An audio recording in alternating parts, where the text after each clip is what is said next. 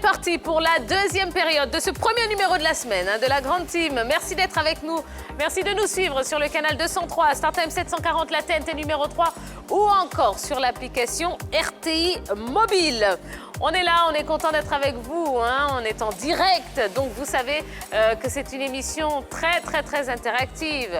Eh bien, vous avez deux canaux pour bavarder avec nous, pour échanger et nous faire connaître vos points de vue. La page Facebook de la 3 qui est à votre disposition, on lira vos commentaires pendant toute la durée de l'émission. Et puis, un numéro de téléphone, le 21 59 93 99, 21 59 93 99, pour nous appeler en direct et répondre donc aux deux questions qu'on va soulever tout à l'heure. La première qui concerne Roland Danon, oui, retiré de la liste des arbitres internationaux ivoiriens. Roland Danon est-il victime d'une injustice? Et puis, la deuxième qui concerne le CHAN 2020, que pensez-vous du niveau de jeu produit par les équipes? Avant de retrouver notre invité, oui, plusieurs informations à vous communiquer. D'abord, en ce qui concerne le basketball, les matchs du championnat national de basketball sont à suivre sur la 3 du lundi au vendredi. Votre chaîne vous propose à partir de 16h15 les grandes oppositions de ce championnat. Et puis, comme la Grande Team est en direct et que les informations arrivent aussi en direct, eh bien, sachez que pour le tournoi UFOAB, les Éléphantos ont remporté la compétition, oui, en battant le Nigeria 4-2. Bravo. Ah, ben, c'est une bonne nouvelle, dis donc. Bravo. Allez, on peut danser, ouais. On est champion. On a gagné. Bon, on est un peu chauvin là pour le coup. Bon, ben, en tout cas, félicitations à nos Éléphantos. Oui, ils l'ont fait. On les a poussés comme on pouvait. Et ben, on est super contents en tout cas et on est très fiers d'eux. C'était un magnifique parcours, pas de défaite, beaucoup de buts inscrits. Voilà, ces garçons ont quand même laissé une bonne impression. Et félicitations au coach Daoula Sina. C'est tout. Exactement. Daoula Sina. Exactement. Allez, on va recevoir maintenant notre invité. Et le premier invité de la semaine est l'un des plus grands dénicheurs de talent dans le domaine du football en Côte d'Ivoire. C'est son deuxième passage dans l'émission. Et cette fois-ci, avec lui, nous allons évoquer le tournoi de Détroit. Pourquoi un tournoi exclusivement réservé aux clubs de 3e division? Eh bien, on en parle tout de suite avec Hamza Gamal.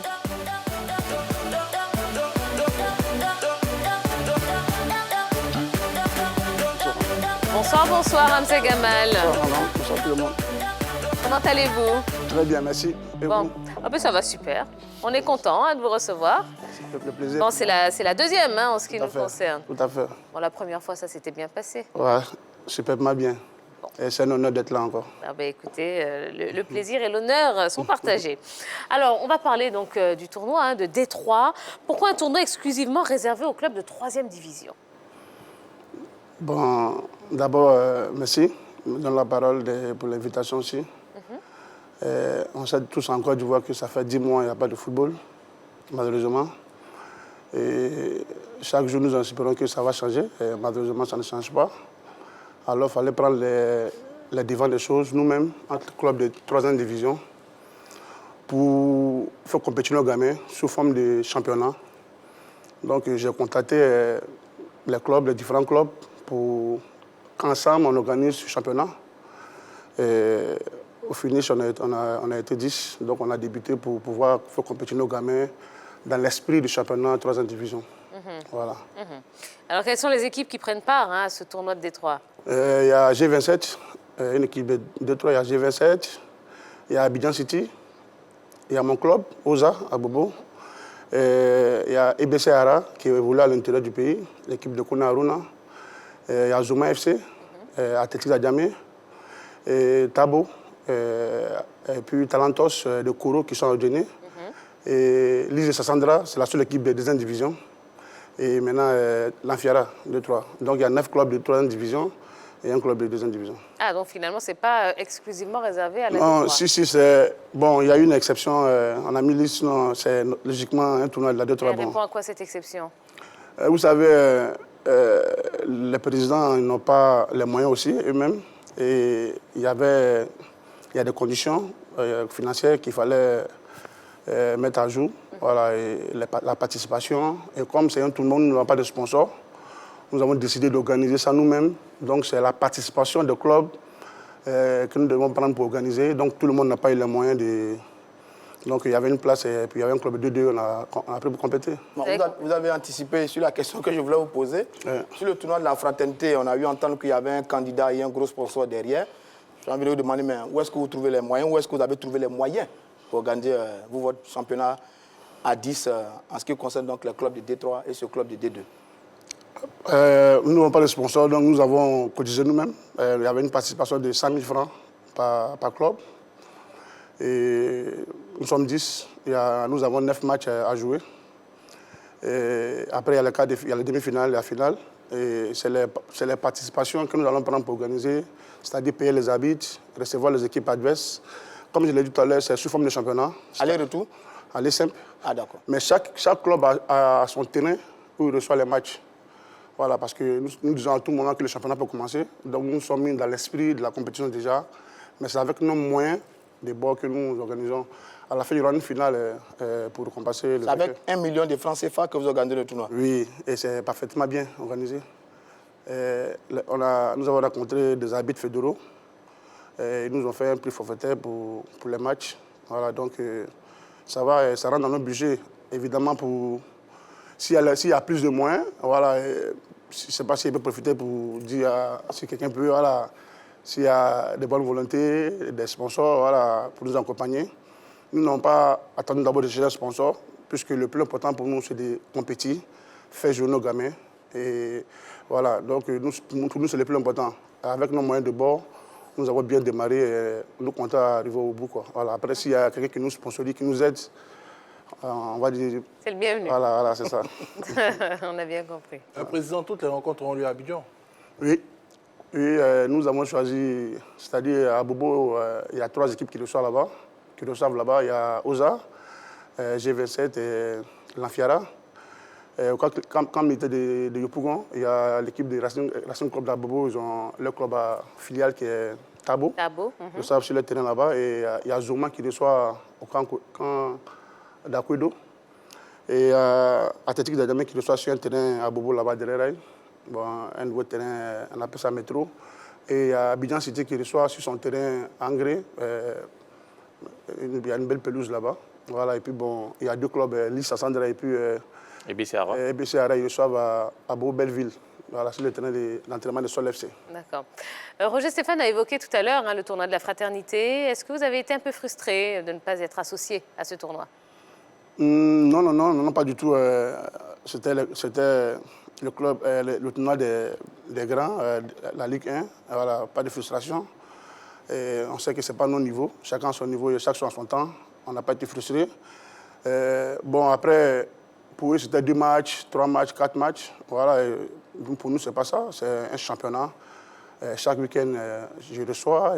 L'autre week-end, je vais à l'extérieur. C'est un championnat normal, c'est 9 matchs. Donc pour nous, c'est vrai qu'il n'y a pas de moyens, mais c'est plus compétitif. Voilà. Donc on n'a pas été frustrés. Nous sommes fiers d'organiser pour nous. Est-ce que vous avez le sentiment d'être un peu négligé, d'être un peu mis de côté, parce qu'on privilégie toujours plus ou moins la Ligue 1 et la Ligue 2, même sur les bruits qui courent, sur la reprise du championnat éventuel par rapport à la normalisation? Je dis des bruits qui courent, on parle de Ligue 1 et Ligue 2. Est-ce que vous avez ce sentiment-là d'être négligé, d'être mis de côté un peu par rapport aux grandes actions qui sont menées? Non. Nous sommes habitués. Hein. Vous savez, en Côte d'Ivoire, c'est toujours là-haut qui est un peu plus considéré. La Ligue 1, c'est 3 voix. La Ligue 2, c'est 2 voix. Donc, progressivement, on considère plus ceux qui ont plus de voix.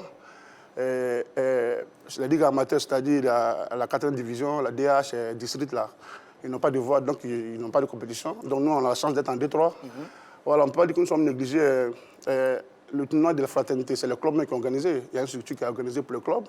Voilà, c'est ce que nous on a fait. Seulement que nous, on n'a pas de moyens, mais nous ne sommes pas frustrés. Voilà, nous sommes contents de le faire pour nous aussi. Très bien. Président Roger Stéphane a évoqué tout à l'heure un pan du comité de normalisation. Est-ce que vous avez eu déjà des échos, des attaches avec, je ne sais pas, les représentants de la FIFA ou le comité de normalisation pour savoir si le championnat de 3e division sera pris en compte dans la reprise des activités sportives au niveau de la Fédération ivoirienne de foot. D'accord. Jean-Philippe, en ce qui concerne le comité de normalisation, on va en parler un petit peu plus tard. Donc, on va réserver cette question pour après. D'accord? Si ça ne vous dérange pas. D'accord, très bien. Bon, alors Hamza Gamal, en tout cas, merci d'être sur le plateau de la Grande Team. Merci à vous. Si vous avez des questions à lui poser, eh bien, n'hésitez pas, profitez de la page Facebook de la 3. C'est facile, vous nous laissez un petit commentaire, vous laissez une petite question à notre invité et puis on sera votre relais. Voilà, en direct jusqu'à la fin de l'émission. Allez, on va passer à l'actu de ce soir.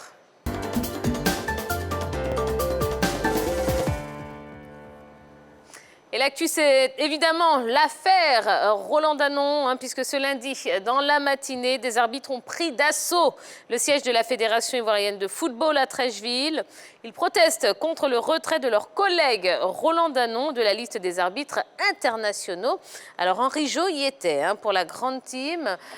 Henri Jo, qu'est-ce qui s'est passé et comment ça s'est passé? Alors, en fin de matinée, aujourd'hui, au niveau de la Fédération ivoirienne de football, certains arbitres, comme vous l'avez dit, étaient présents, carton rouge en main. Ils sont venus, disent-ils, réclamer justice pour Danon Roland. Ce mouvement était conduit par Bogbé Mamadou Chérif, vice-président de la CRA d'Abidjan, qu'on écoute. Ce matin, si nous sommes là, c'est pour 2 raisons. La première raison, c'est pour dénoncer la forfaiture, disons, l'injustice causée à 2 de nos camarades. La deuxième raison, c'est pour interpeller le comité de normalisation pour essayer d'ouvrir grandement les yeux sur la mise en place future des composants de la CCA. Parce qu'aujourd'hui, ce carton rouge-là, il est destiné au président Doué et son bureau. Pour être arbitre FIFA, il y a 2 conditions à remplir. La première, il faut avoir subi une visite médicale. Tu fais un test physique, si tu es reçu, là on te propose. Ça, c'est au stade de proposition. Deuxième chose, nous, quand on a fait le test le 25 octobre 2020, la CCA avait envoyé seulement que les arbitres internationaux. Il n'y avait pas de postulat. Ils étaient au nombre de 20. Nous avons les documents sur nous, les résultats du test, puisque moi-même, je fais partie du staff des préparateurs physiques. Ce qui nous a un peu étonnés, c'est que quand la liste est venue, je crois en janvier passé, en décembre passé, on a constaté que les 2 noms n'y figuraient pas. Nous nous sommes renseignés, on nous fait entendre que c'est un problème d'âge, que c'est aussi un problème d'incompétence. On a été choqués parce que quand on parle d'incompétence, on s'adresse à toute une classe, tous les arbitres ivoiriens, vous comprenez? Et puis venant de notre président, venant d'un expert FIFA, c'est clair que les arbitres ivoiriens auront toujours des difficultés. Parce que c'est lui qui est censé faire notre promotion, qui est censé nous conduire auprès de grandes instances. Aujourd'hui, c'est lui qui se met sur les antennes pour dire que nous sommes incompétents. Alors là, les arbitres ivoiriens étant vexés dans leur amour-propre, ont décidé ce matin d'être là pour brandir le carton rouge au bureau de la CCA. Alors, Bogbé Chérif, pour revenir, il est le vice-président de la commission régionale des arbitres d'Abidjan, commission dont le président est Danon Roland, donc il est le vice-président de Danon Roland. Il a dit aussi que ce mouvement concernait tous les arbitres dans leur ensemble, puisque la majorité des arbitres, comme on le sait, d'autres occupent des fonctions dans différentes structures, donc ils n'ont pu faire le déplacement de ce matin au niveau de la fédération, mais ce mouvement concernait tous les arbitres de Côte d'Ivoire. Voilà, donc les arbitres sont en colère. Allez, le téléphone est ouvert à présent, 21 59 93 99. À votre avis, est-ce que Danon Roland est victime d'une injustice? Eh bien, on attend vos appels. Je vous pose exactement la même question. Vous allez utiliser les petites ardoises qui sont devant vous. Donc, est-ce que Danon Roland est victime d'une injustice? Hamza Gamal, vous également, oui ou non? Ah bah oui, on se prononce dans cette émission. Allez, on lève les petites ardoises. Roger Stéphane, pour vous, c'est un non. Jean-Philippe, non également. Hamza Gamal, vous n'avez rien mis. C'est pas mouillé. Henri Jo, levez votre ardoise, s'il vous plaît. Voilà, pour qu'on la voie bien. Oui, pour vous, Henri Jo. Voilà. Bon, alors Hamza Gamal, pourquoi vous ne voulez pas vous prononcer? Je ne maîtrise pas ce dossier. Ouais, je ne maîtrise pas complètement. Pour l'instant, je n'ai pas encore formulé d'arbitre. Je forme que le footballeur, donc je ne maîtrise pas sincèrement. Donc me prononcer, ça sera un peu pas juste. Voilà. D'accord. Notre premier téléspectateur, c'est Monsieur Ibo qui nous appelle de Yopougon. Bonsoir, bonsoir, Monsieur Ibo. Bonsoir Tia, bonsoir la grande team. Bonsoir. Bonsoir, monsieur Ibo. Vous allez bien, Monsieur Ibo? Oui, très bien, c'est grâce. D'accord. Alors, Monsieur Ibo, est-ce que Roland Danon est victime d'une injustice, selon vous? Tia, tout d'abord, avant de répondre à votre question, j'aimerais aussi féliciter les éléphants de Côte d'Ivoire. D'accord. Voilà, qui viennent de faire honneur à la nation ivoirienne. Absolument. Voilà. Maintenant, quant à la question, vous voyez Tia, vous voyez ce qui se passe là. Comment vous ne voulez pas que la FIFA se mêle de nos affaires? Vous comprenez? Entre nous-mêmes, encore une fois, après l'élection de la Fédération ivoirienne de football, aujourd'hui, on revient encore sur les amis. Vous comprenez? Si vous voyez que la FIFA se mêle de nos histoires, c'est parce que nous, on n'arrive pas à s'attendre.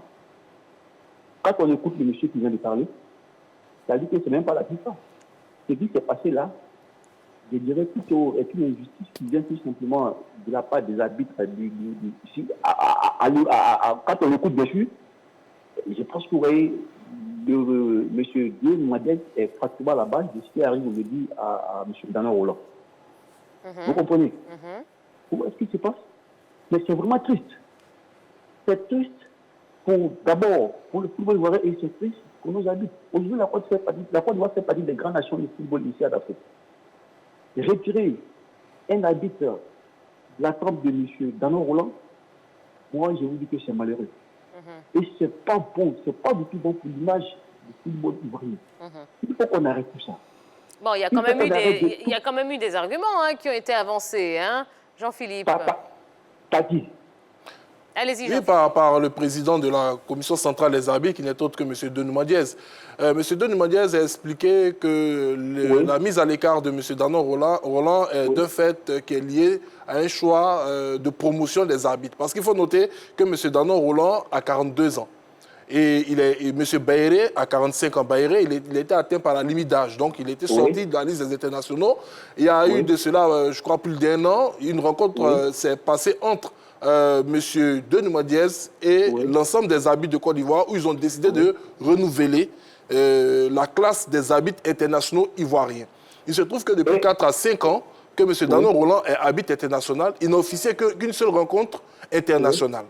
Cette année, par exemple, ce sont les arbitres, je crois, de classe B et de classe A qui ont été choisis pour arbitrer les rencontres internationales, alors que M. Danon Roland n'est même pas encore dans la classe B, qui est la classe minimale. Donc, le reconduire, ce serait tout simplement lui donner un pass pour ne pas qu'il puisse l'exercer. Alors, ils ont fait le choix de renouveler la classe des arbitres et c'est sur cet élément validé par l'ensemble des arbitres qu'ils ont décidé de retirer les plus anciens.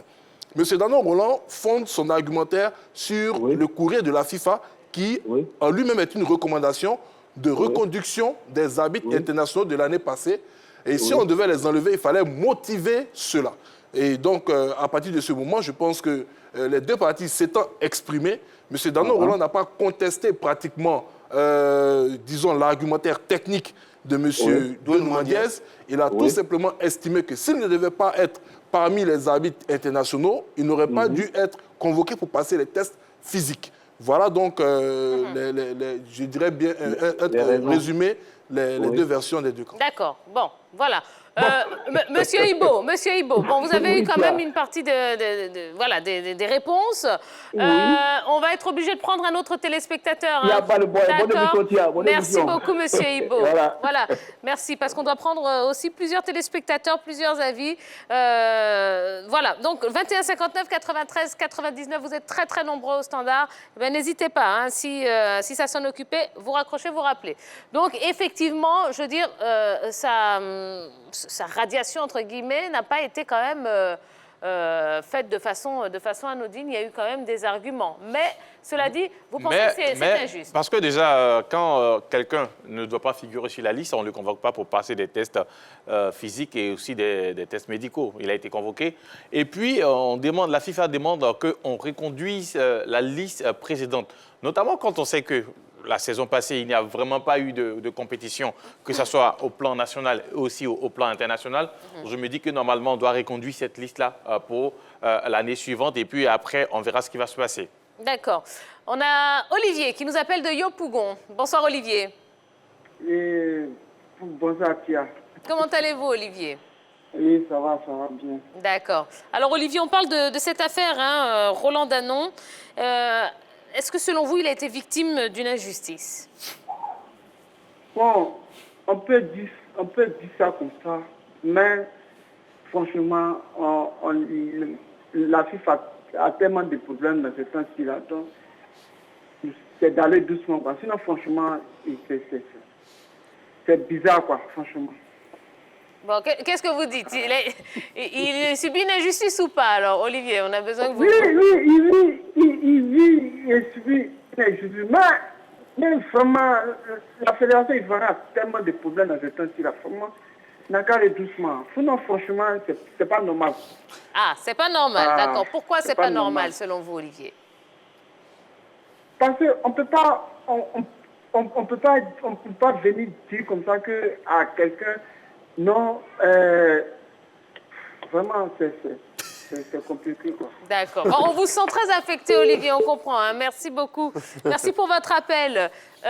Donc, je voulais ajouter un point par rapport à ce que Henri Jo a dit sur la recommandation de la FIFA. Il faut noter, selon les arguments de M. Denis Madiès, que la Côte d'Ivoire n'est pas le seul pays, malgré cette recommandation, à avoir changé les arbitres sur leur liste transmise à la FIFA. C'est une recommandation, ce n'était pas une injonction. Parce qu'il a dit tout à l'heure que la FIFA avait demandé de reconduire ceux qui étaient là l'année précédente. Mais plusieurs fédérations ont fait le choix de ne pas faire la reconduction comme recommandé par la FIFA. Voilà. Alors moi, j'attends bien sûr la version, c'est vrai, jusqu'à actuellement, on n'a pas encore eu M. Denis Madiès intervenir ici pour donner sa version des faits. Mais aujourd'hui, les arbitres qui ont été interrogés, certains qui ont dit, voilà, il y a notamment deux arbitres qui n'ont pas effectué les différents tests, que ce soit physiques et aussi médicaux, mais qui figurent sur cette liste des arbitres internationaux qui doivent représenter la Côte d'Ivoire. Alors, la question c'est pourquoi des arbitres qui n'ont pas participé au test se trouvent sur cette liste. Là aussi, peut-être, on cherchera à voir la version de Denis Madiès. D'accord. Roger Stéphane et Hamza Gamal, on va vous entendre. Hein, mais avant cela, on va prendre M. Perico, qui nous appelle de Yakassé. Bonsoir, M. Perico.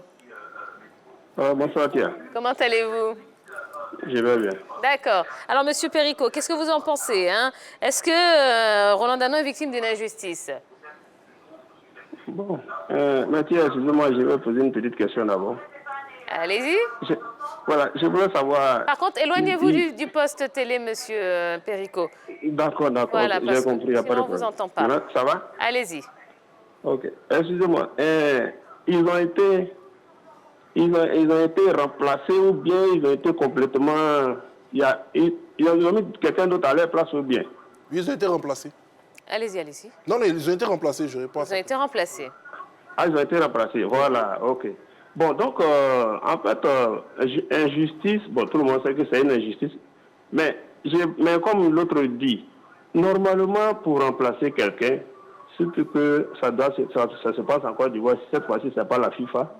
Bon, le bon sens aurait voulu qu'on les appelle, ou bien surtout on l'appelle, ah, monsieur, pour telle raison, on va vous changer.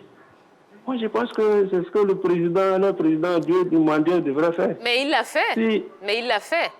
Non, ils disent qu'ils ont été mis devant le fait accompli. Ils se rendent compte qu'on les a remplacés. Bon, comme vous le dites, on les a remplacés. En tout cas, Denis Madiès a dit et a confirmé qu'il l'a fait, qu'il les a appelés. Il les a rencontrés avant de publier la liste. Il les a rencontrés même. Ah. Il les a rencontrés avant de publier la liste.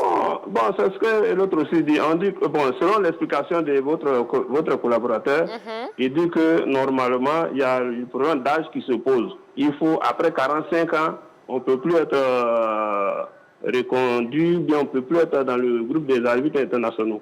Maintenant, l'autre, on dit qu'il a 42 ans. Bon, et puis il y a un qui a 45 ans. Bon, quand on parle d'injustice, est-ce qu'il y a un qui a dit tout à l'heure, on a tellement de problèmes que ce problème pourrait être réglé. Hein? Parce que les arguments que les gens avancent, sincèrement, parce que trouver quelqu'un, comme on dit, il faut aller faire les tests déjà, que ce soit des tests physiques, médicaux, tout ça, ces tests-là ont été certainement concluants et on les remplace. Bon, aujourd'hui, bon, il y a certains de vos collaborateurs qui trouvent que ce n'est pas une injustice. Mais on comprend pas, ça, c'est pas normal. C'est pas normal, tout le monde voit l'injustice. Pourquoi ils vont dire que c'est pas injuste? Bon, chacun a le droit d'avoir son avis sur la question, M. Perico. Oui, vous savez. oui, je suis d'accord, mais ce que tu ne peux pas accepter toi-même, il ne faut pas souhaiter ça à ton voisin ou à ton ami. Parce qu'eux-mêmes, là, si demain, vous les remplacez sur ce plateau-là, pour dire, bon, c'est parce que peut-être ils ne donnent pas de bons habitudes et tout, il y a beaucoup qui peuvent faire ce travail qu'ils font là. D'accord. Monsieur Perico, d'accord, on a bien compris. D'accord. Vraiment. En tout cas, c'est votre avis et on le respecte tout à fait, Monsieur Perico. Tout comme d'autres. On va prendre ça comme ça. Voilà, c'est ça. Dans tous les cas, le comité de normalisation va arranger ça. Il n'y a pas de problème. Bon, ben voilà. Nous, on est prêts. D'accord, très bien. Merci beaucoup, Monsieur Perico. Merci, madame. D'accord, bonne soirée. Allez, Roger Stéphane. Le dossier est gênant parce qu'il est dans un mauvais contexte. On est dans une période assez sensible sur le processus électoral, ce qui est un peu embêtant. Et d'ailleurs, Danon Roland accuse le processus électoral. Il estime qu'il a été écarté en raison de sa prise de position vis-à-vis du candidat Didier Drogba. Il a dit clairement. Et quand on regarde tout ça, il faut regarder un peu les éléments qui sont avancés par le président Donoumane Dièze. Il dit qu'il y a les critères généraux et les critères spécifiques. Il en donne 3.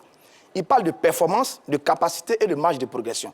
Bon, Danon Roland n'a plus de marge de progression parce qu'il a 42 ans. Il est vers la fin. Sur ça, il a échoué. Il n'a pas de bonne performance. En 5 ans, il a officié un seul match. En 5 ans. Et en plus, il a la paperasse parce qu'il est quatrième officiel. Donc, il n'est même pas dans la compétition sur le terrain pour donner ses preuves. En 5 ans, un seul match. Donc, sur les performances, il est écarté. Maintenant, sur les capacités. Bon, il fait le test, il est peut-être apte aux différents tests, mais quand on a 45 ans, qu'on a fait un seul match en 42 ans, qu'on a fait un seul match en 5 ans, qu'on n'a plus de marge de progression. Si on doit choisir entre vous et un gamin de 30 ans, on va choisir quelqu'un de 30 ans. C'est ce qui explique tout simplement... Roger Stéphane, il faut noter également, excusez-moi, excusez-moi, il faut noter également, comme je l'ai dit et je vais le redire, que cette année, la FIFA a décidé de prendre les arbitres de catégorie D. Je vais m'expliquer. Voilà, et de catégorie A. Mais ça, c'est très important. Allez, attendez. Priorité donc à nos téléspectateurs. On a Pascal qui nous appelle de la Riviera 2. Bonsoir Pascal. Bonsoir Tia. Comment allez-vous Pascal? Je vais bien, merci. Bon, ben on est content. Oui, ça va très bien. Merci beaucoup. Alors, Pascal, est-ce que vous comprenez qu'on est retiré de la liste des arbitres internationaux Roland Danon? Oui. D'accord. Vous êtes d'accord avec cette décision? Non, je ne suis pas du tout d'accord. À mon avis, M. Danon subit une injustice qui ne dit pas son nom. D'accord. Et pourquoi une injustice? Voilà. Et moi, je pense que c'est de l'injustice parce que c'est M. Danon, là, qui, à l'époque, à mon avis, qui, à l'époque, avait signé des papiers pour donner le parrainage des arbitres à Didier Drogba. Voilà. Et ça va de soi parce que avec cette fédération actuelle, là, qui a essayé d'entrer de régler les comptes, dont M. Danon là fait partie des arbitres, je vais dire dissidents, qui a donné le parrainage des arbitres à Didier Drogba, qui est aujourd'hui en train de payer les frais. Il faut désolé. Non, il n'y a pas de mal. C'est moi qui avais la parole quand j'ai été interrompu. Donc je disais donc que sur les critères, il n'est pas bien noté. Il n'a plus de marge de progression. Ensuite, il n'est pas performant parce qu'il fait un seul match en 5 ans et il signe les papiers. C'est-à-dire qu'il n'est pas habillé sur le terrain, il est officiel. Donc ça ne marche pas pour lui. Sur la catégorisation, on a les jeunes talents, on a l'élite B et l'élite A. On passe d'une étape à une autre étape et Donoumane Dièze dit que Danon ne peut plus rien apporter à l'arbitrage ivoirien parce qu'il est vers la sortie. Donc on privilégie les plus jeunes. Ensuite, il a bien été informé de l'intention de la commission de ne pas le reconduire en privilégiant la jeunesse. Donc, je dis, quand tout ça est réuni, on peut dire que oui, on peut peut-être considérer qu'il y a une certaine injustice qui lui est faite parce qu'on est dans un contexte assez particulier, mais dans le fond, tous les arguments portés par le président de la commission, Denis Diaz, ont été valablement présentés à Danon Roland.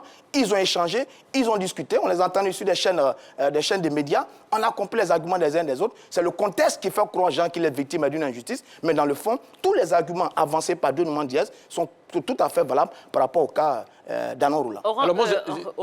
Henri Jo, allez. J'ai bien écouté les arguments, les critères qui ont été avancés pour écarter Danon Roland de la liste des arbitres internationaux. Mais moi, j'ai une seule petite question. Alors, quand on sait qu'il n'a plus de marge de progression, quand on sait qu'il n'est pas performant, quand on sait qu'il n'est pas à niveau des... Pourquoi on le convoque pour faire des tests médicaux et des tests physiques pour retenir ces derniers arbitres, ces derniers-là, sur une liste? Si on sait qu'il ne peut rien apporter, pourquoi il est convoqué pour les différents tests? Le président Denis Diaz, Simama Rebon, avait dit simplement que participer au texte ne faisait pas d'office, arbitre international. Voilà pourquoi il y a une commission. Voilà pourquoi il y a une commission qui planche. Voilà pourquoi il y a une commission qui planche après. Je pense que, comme le dit l'adage africain, l'eau fraîche sort de la bouche du poisson. Il pourra largement expliquer pourquoi, malgré les tests, ils n'ont pas été retenus. Je dis bien, ils n'ont pas pu être deux. Non, mais au-delà de ça, et là, je rejoins un petit peu Henri Jo, est-ce qu'il n'aurait pas été plus simple et plus sage de justement ne pas le convoquer? Comme ça aurait évité toute ambiguïté. Bien évidemment, je suis totalement d'accord avec vous. Sauf que là, la question parle d'une injustice subie par le fait qu'on l'ait écarté. Voilà, donc il a dit lui-même, vous pouvez participer au test physique et ne pas être retenu. Sauf qu'il faut avoir les arguments. Il y a des arbitres qui ont participé au test qui n'ont pas été retenus. Oui, mais si vous savez qu'il n'a plus de marge de progression, il est trop vieux. Je ne représente pas monsieur... Non, absolument pas, il n'y a pas de souci. Il aura largement le temps de pouvoir mieux s'exprimer sur cette question. D'accord. Allez, monsieur Koné est avec nous. Bonsoir, monsieur Koné. Bonsoir, Théa. Comment allez-vous? Oui, ça va bien. D'accord. Vous nous appelez d'où, monsieur Koné? Je vous appelle de San Pedro. Ah, super. Alors, monsieur Koné, est-ce que Roland Danon est victime d'une injustice pour vous? Oui, pour moi, M. Danon Didier est victime d'une injustice. Danon Roland, oui. Oui, Danon Roland. Pourquoi? Parce que c'est trop flagrant. Qu'est-ce qui est flagrant? On parle de... Ça fait 5 ans qu'il n'est pas rentable. Et déjà, il y a 4 ans qu'il n'est pas rentable. On ne l'a pas sanctionné, on ne l'a pas changé. Et puis, juste après le choix de M. Danon, par rapport à la situation qui prévoit à la Fédération ivoirienne de football, on change M. Danon. Donc, ça donne des interprétations, Mme Tia. Est-ce que ça ne pourrait pas être un concours de circonstances, tout simplement? Oui, mais... Là, je pose la question très, très simplement. Hein? Oui, c'est possible. Mais vous savez, en Côte d'Ivoire, il y a certaines choses que la Fédération a faites qui ne plaisent pas à sa faveur. Donc, à chaque fois qu'il y a des cas comme ça, par exemple, M. Bagba Alexis et Baye Antoine, la Fédération a choisi Bagba et Bagba, lui, il vote la Fédération. Au niveau des arbitres, celui qu'ils ont choisi, lui aussi, il a... À chaque fois, celui qui a de l'autre côté... Mais...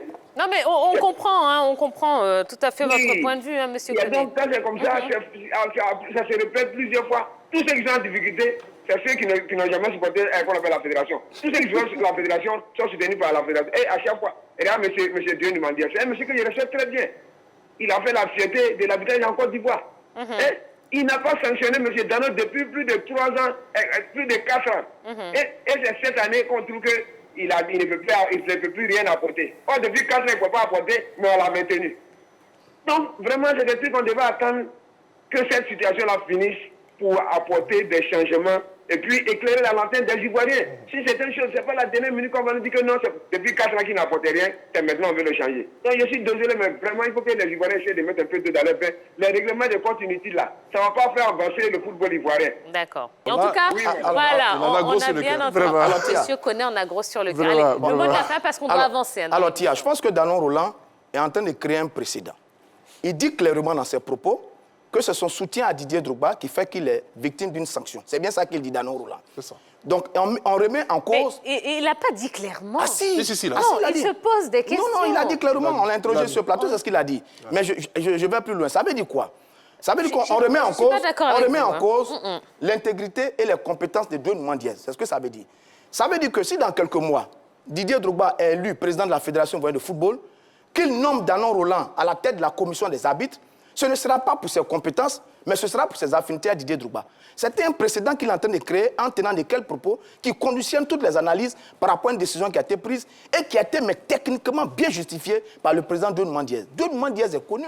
C'est un homme excellent, un excellent arbitre, d'une très grande moralité, qui a fait des beaux jours de l'arbitrage en Côte d'Ivoire et en Afrique. Remettre en cause sa décision bien justifiée techniquement, je trouve que Danon Roland a un peu biaisé le débat. Sauf que le téléspectateur aussi, il a raison. Tout à l'heure, quand il disait, on dit que le monsieur n'est pas performant depuis 5 ans et on attend aujourd'hui. Mais il n'était pas vieux, il avait du temps. On attend aujourd'hui. Maintenant, il est vieux. Il n'était pas vieux, là, le temps de progresser. Maintenant, il est vieux. Laissez-le parler. Allez, d'accord, c'est tout? Il a juste 42 ans, il a encore 3 ans. Oui, mais il n'a plus de marge de progression par rapport aux plus jeunes. C'est ce que dit Doun Mandiez. Bon, chacun peut... Attends, M. Hamza Gama, vous voulez dire quelque chose? Oui, allez-y. Non, je voulais juste dire que passer un test n'est pas synonyme d'être admis. Voilà. Non, si, il a été admis au test. Il a été admis au test. Les différents tests, il a été admis au test physique et aussi au test médical. Sauf qu'après... C'est à la délibération. Voilà. Maintenant, après, on fait le choix. Au pouvoir discrétionnaire du président de la commission. On fait le choix après. Il a préféré choisir des plus jeunes. Monsieur Roger Stéphane, s'il vous plaît. Oui. S'il vous plaît. Laissez monsieur. Non, moi, je veux dire qu'après les tests, après, on fait des choix. Voilà, on fait les choix, on les respecte. Voilà. Après, moi, je ne dis pas qui a tort, qui a raison. Voilà, comme j'ai dit tout à l'heure, je ne maîtrise pas le sujet par rapport aux explications. Alors, Hamza Gamal, bon, quelle est votre position par rapport à la mise en place du comité de normalisation? Bon, pour moi, on ne devait pas en arriver là. Voilà, je pense. Il fallait éviter cela. Pour moi, c'est une honte pour la Côte d'Ivoire. Voilà. Et c'est parce qu'on ne s'est pas entendu que la FIFA a mis la normalisation. Voilà. Et maintenant, tant que les choses se passent bien et que les activités reprennent, voilà, tant mieux pour tout le monde, quoi. Voilà. Donc, je ne juge pas. Le plus important que le comité de normalisation puisse apporter la stabilité dans notre football et que les activités puissent se reprendre correctement et qu'il y ait des élections libres et transparentes. Voilà, c'est le plus important. Mais pour moi, on peut éviter cela. Voilà. Alors, les 3 personnes qui dirigeront ce comité de normalisation, on le rappelle, sont la sénatrice Mariam Daougabala, le professeur Martin Bléou et maître Simon Ablé. Qu'est-ce que vous pensez de ces 3 personnes? Personnellement, je ne les connais pas. Voilà. Ce que c'est le football, tout le monde ne peut pas diriger le football. Il y a des personnes qui sont dans le football pendant des années qui ne maîtrisent pas le football. Et confier le football à des personnes qui ne sont pas dans le domaine, pour moi, c'est... Après, la FIFA, c'est une grande institution, et c'est ce qu'elle fait. Forcément, la FIFA va les appuyer derrière, va les guider pour que les choses se passent dans les meilleures conditions. Donc, je ne maîtrise pas les 3 personnes, je ne les juge pas aussi. Mais pour moi, si ces personnes ne sont pas aidées par des personnes compétentes dans le domaine du football, par la FIFA, de la normalisation, voilà, la destruction... On va pas aller à la destruction. Voilà, c'est grand pour notre football. Mais je veux savoir, il y a un certain mutisme de beaucoup de présidents de clubs sur la normalisation. On a entendu ceux du GX, Maître Jonien, Salif Bitogo, Aman Gourou, qui étaient favorables à la normalisation, eu égard au combat qu'ils menaient depuis face au comité exécutif de Feu Sidi Diallo. Mais pour le reste, personne ne parle. Drogba, Idriss, Sori, personne ne parle. Et les autres présidents proches de ces candidats ne parlent pas non plus. Qu'est-ce qui explique ce mutisme-là par rapport à une normalisation qui vient et qui va travailler avec les présidents des clubs? Bon, je ne sais pas, sincèrement, à ce niveau, je ne sais pas. Moi, pour moi, chaque candidat a ses objectifs. Voilà, et évidemment, pendant longtemps, le groupe de GX, qui n'existe plus, a milité pour que la FIFA puisse intervenir au nouveau football ivoirien. Donc, c'est normal que ça les arrange. Après, pourquoi les autres candidats n'interviennent pas, ne donnent pas leur avis, pas ça, je ne sais pas. Voilà. Mais bon, vous savez, forcément, ceux qui étaient contre le bureau exécutif sortant sont heureux, parce que voilà, ça c'est obligatoire. Après, ceux qui le soutiennent ne sont pas contents. Voilà, ça dépend de quel camp tu es. Nous, en tant que les acteurs de football, moi, peu importe la personne qui va diriger la fédération de football, que la personne soit compétente, que la personne met un projet de qualité pour que le football puisse reprendre. Voilà, moi c'est l'essentiel pour moi en tant qu'acteur de football. Après, chacun a son intérêt. C'est dommage aussi. Très bien. Allez, on va marquer une nouvelle pause. Voilà, deuxième pause de la soirée. Hein. On va rester avec notre invité, Monsieur Hamza Gamal. On va parler du CHAN 2020. On va faire le point sur tout ce qui s'est passé.